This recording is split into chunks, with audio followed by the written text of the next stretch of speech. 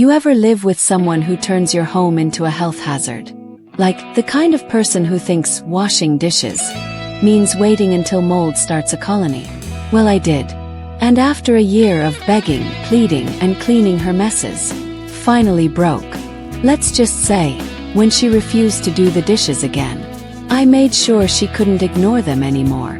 If you've ever lived with a roommate who treated your space like a dump, hit that like button. Subscribe if you believe in justice, because this story, it's about a woman who got pushed way past her limit and decided to fight back, one dirty plate at a time. I'm 25 and I live with my roommate Hannah. She's 26. At first she seemed great. Quiet, funny, loved horror movies. We split rent, groceries, and chores down the middle. Easy, right? Except, after the first few months I noticed something. The dishes. At first it was just a couple of plates left overnight. Then 2 nights. Then an entire week. Every time I went into the kitchen, it felt like walking into a swamp. Cereal bowls with milk turned into paste. Spoons welded to plates by what I can only describe as cheese cement. Once, I swear, a fly colony had started paying rent in one of her mugs. Ask nicely, "Hey, Hannah, could you get to those dishes soon?" And she'd smile, say, Yeah, I'll do them later."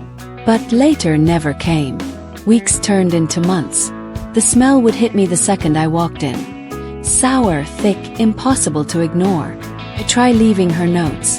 Once, I even washed her dishes myself, hoping maybe she'd get the hint. But no. The next day, she dumped another mountain into the sink like nothing happened. Got to the point where I stopped inviting people over. I was embarrassed, ashamed even, that my home looked like a dumpster.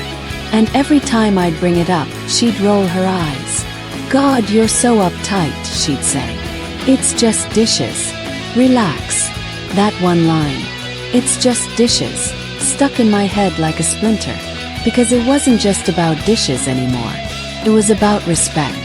She didn't respect me, or the home we shared. Then came that night. I just finished a 12-hour shift. Back aching, eyes burning, exhausted beyond words. All I wanted was to make a cup of tea and collapse in bed. But when I walked into the kitchen, the sink was overflowing. Plates stacked like a grotesque tower. Food crusted so thick it looked fossilized. And the smell, God, the smell, it hit like a punch to the gut. I texted her, "Hey, Hannah, can you please clean your dishes? I can't even use the sink." She replied a few minutes later, "I'll do it when I can. Stop nagging." Nagging. Something inside me snapped. I remember just standing there, shaking, not crying, not yelling, just done. I grabbed a pair of gloves, and I started collecting every single plates, bowls, cups, silverware, all coated in grease and mold. Chunks of half-eaten pasta, sour milk, crusted sauces. I piled them all into her arm's worth of dirty revenge. And then I walked into her room. That perfect little bed she never made. The one covered in throw pillows and pastel blankets. And I dumped everything. Clattering, splattering, splashing, it was chaos. Bits of food smeared across the sheets. Sauce dripping down the sides. Moldy scraps sinking into her comforter. And to finish it off, I picked up the bucket of slimy, gray dishwater and poured it right on her pillow. That smell, the sour, rotten stench, filled the room instantly. It was disgusting. It was childish. And it was unbelievably satisfying. For the first time in months, I felt relief. When she came home, it took about 10 seconds. She walked into her room and screamed, "What the hell is wrong with you?" She ran out, pointing toward the bedroom like she'd seen a crime scene. "You're a psycho. You actually ruined my bed." I stood there, still holding the gloves. "I asked you for a year to do your dishes, Hannah. A year. You could have just talked to me," she shouted. "I did. Dozens of times. You just never listened." Her face twisted, part anger, part shock. Then she yelled something about calling the landlord, getting me kicked out, suing for damages. All of it. But honestly, in that moment I didn't care. Because for once, she was the one dealing with the mess. That night I barely slept. Part of me felt victorious, but another part guilty. I knew I'd gone too far. Not just a line crossed, a leap over it. The next morning she was gone.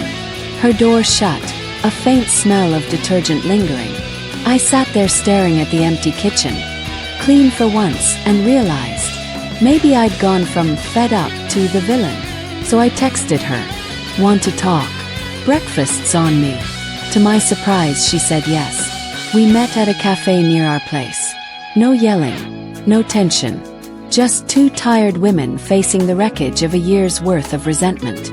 She told me she'd been struggling, emotionally, mentally. That the dishes weren't just laziness.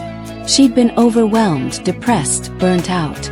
She didn't realize how much it was affecting me. I told her I should have handled it differently.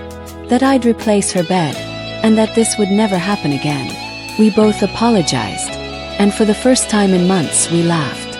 It wasn't perfect, but it was honest. Sometimes people push you past your breaking point.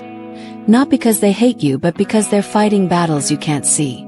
My revenge was messy, but it made one thing clear. Ignoring a problem doesn't make it go away. It festers, it grows until it explodes. She learned to respect our space. I learned to speak up before I explode. And now, our kitchen stays clean. Our friendship, weirdly enough, survived. But every time I wash a dish, I remember that night. The sound of dirty plates hitting her bed. The chaos. And the clarity that followed.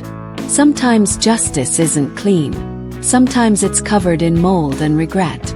But as long as you learn from it and own your part, even a dish-covered disaster can lead to peace. If this story gave you chills or reminded you of your own nightmare roommate, hit that like button. Tell us in the comments, what's the pettiest but most satisfying revenge you've ever pulled? And of course, subscribe for more true stories of justice, karma, and a little bit of chaos. Because sometimes, payback isn't